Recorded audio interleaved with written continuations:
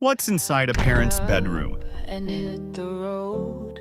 No more waiting time to go. Stars above and miles to tread.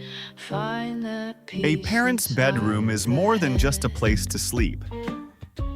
It's the most private room in the home, a space where parents can rest, recharge, have meaningful conversations, and spend quality time together without interruptions.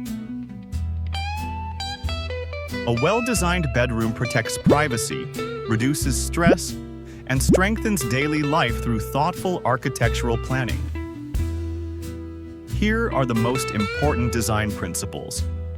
1. Privacy comes first. The parent's bedroom should be located away from children's bedrooms and noisy living areas whenever possible.